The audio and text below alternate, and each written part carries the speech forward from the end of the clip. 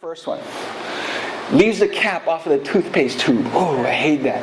Put that on the side. Pulls out another one. She goes, oh, here's another one. She says, oh, he always leaves the toilet seat up. That just irritates me. And so she's reading this to him. Leaves the toilet seat up. Pulls out another one. Leaves dirty bibbities all over the room. Puts it on the side. Pulls out another one. And then pulls out another. And she's reading fault after fault after fault. And so finally he's done. Or she's done. Right? And she reads all these faults that he's done. Now it's his turn. And so he pulls out his fault box. And he opens it up, and man, there's another stack of cards. Lots of faults to read. And so, she gets kind of ready, right? She gets maybe a little defensive. Okay, what he got? What are you going to throw at me? What's going to happen? So he pulls out the first fault card, reads it, and says, forgiven. And he puts it on the side. Then he pulls out the next one, reads it, says, forgiven. Puts it on the side. The third one, again, forgiven. The next one, forgiven. The next one, forgiven. See, I wonder in our marriages, in our relationships, how many times, rather than just keeping track of each other's faults, maybe sometimes we just need to learn the art of letting things go. And rather than writing the fault down, just simply say, it's forgiven. It's forgiven. You see, because in marriages, we're not called to keep score. God doesn't ask us to keep score. He asks us to keep our promise. Look what it says there in this passage from 1 Corinthians. I love what it says. Love doesn't keep score of the sins of others. Love doesn't keep score of the sins of others. It keeps no account of wrong. I want to ask you this question. Are you keeping score in your marriage? Are you keeping score of the hurts that maybe happened 10, 15, sometimes 20 years ago? Are you keeping score of all the things that maybe were done against you? Are you keeping score of the fact that maybe you bring home the bacon and that you somehow have the upper hand? Let me encourage you. Learn the art of letting go. Learn the art of just saying, okay, I need to forgive. Amen. I just need to let go. So one of the keys to staying in love, not just falling in love, but staying in love, is that we keep our promises, not scores. The second thing here is that we stay in love when we have an honest evaluation. An honest self-evaluation that leads to a proper valuation of others. One of the keys to staying in love is that we have an honest self-evaluation that leads to a proper valuation of others. So Paul, first of all, he says, hey, look, don't do anything out of vain ambition or vain conceit and self-ambition. But then he gives us the other hand. But in humility, consider others better than yourselves. That word humility means to have a self-evaluation of how really small we are. And in our relationships and in our marriages, one of the key things, guys, is that we have this humility in our lives to realize that, hey, we're not better than anybody else. Paul says, have some humility and consider the other person better than yourself. I love the story about President Theodore Roosevelt. One day he's having dinner with a friend, and they're talking about all the world events and all the responsibilities and all the things that are resting upon his shoulders as the President of the United States, and all these important things that he has to do, and all the situations that he must solve, the problems that are going on. And then his friend writes that after that dinner they walked outside and they stood in the yard and they looked up at the sky that was full of stars. It was a bright, clear night.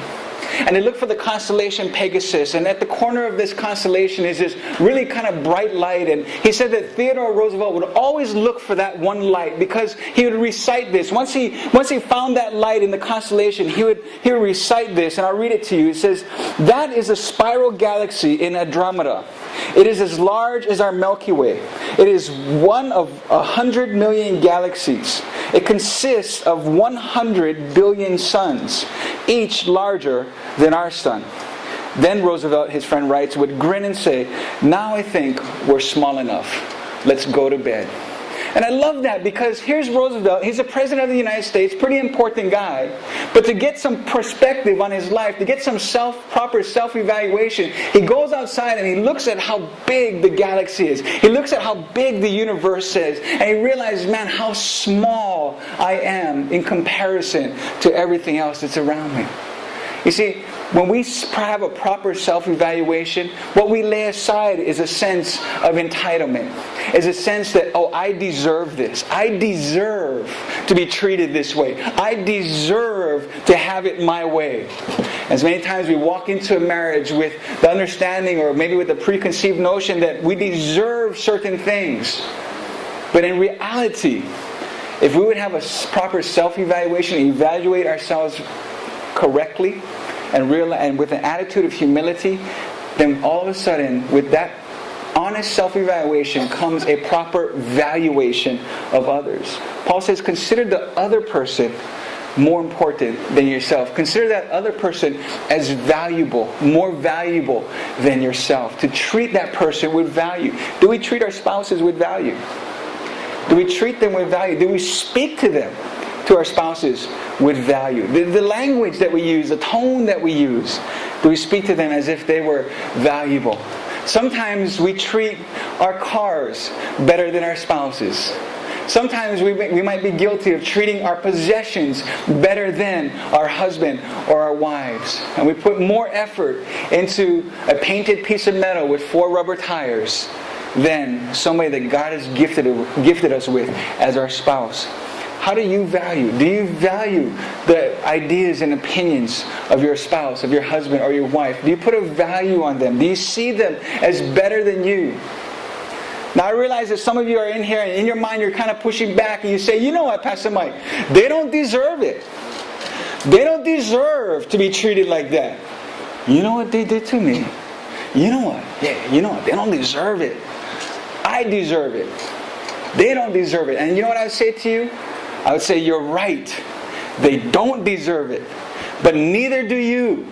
Because remember, we're talking about how Jesus loved us. And Jesus loved us despite the fact that we didn't deserve His love. There's nothing that you and I can do to deserve God's love. It's all because of His grace. And it's all because of His mercy. And if we're to love our spouse as Jesus has loved us, therefore, it's not about whether they deserve to be treated as value. It's because it's how Christ has loved us. Therefore, we can put value on the other person. And Paul says to consider them better than you. That is to think about them. To think about them better than you. Many times we consider ourselves to be, we have a self-importance. And we don't take an honest self-evaluation. Look what it says there in Romans. Romans chapter 12 verse 3 says, don't think you are better than you really are. Don't think that you're better than you really are. Now I know nobody in here is guilty of that. Nobody thinks that you're better than you really are. But Paul warns us, don't think that that you are better than you really are. Be honest in your evaluation of yourselves. And the one sure way to evaluate yourself properly is to consider your spouse as a valuable person. As a valuable person. When you esteem your spouse, that person who God has given you as a gift, when you esteem that person and consider them better, then all of a sudden it's not about what's owed to you. It's not about what you deserve. It's not about that spouse has to complete you. Right? We hear that a lot. Oh, you complete me. You know, my husband, he completes me. My wife, ooh, man, she completes me. Nobody can complete you. Okay? Nobody. Only Jesus does. Okay? Would you just look at your spouses and don't say anything. Just look at them with that knowing look. Yeah, you don't complete me. You go ahead, you can do it. It's okay. No, I don't want to start any fights. The point is that it's not about what you deserve. It's not about how your spouse can serve your needs. It's really about putting and considering them and thinking about them better than yourself. So Paul tells us to do that. He says, have an honest self-evaluation. Have some humility. Consider them, your spouse, better than you. And then number 3, man, this is so important. Listen to this. Number 3 is that if we're going to have some staying power in our marriages, in our relationships, then be an owner, not a spectator in your marriage. Be an owner, not a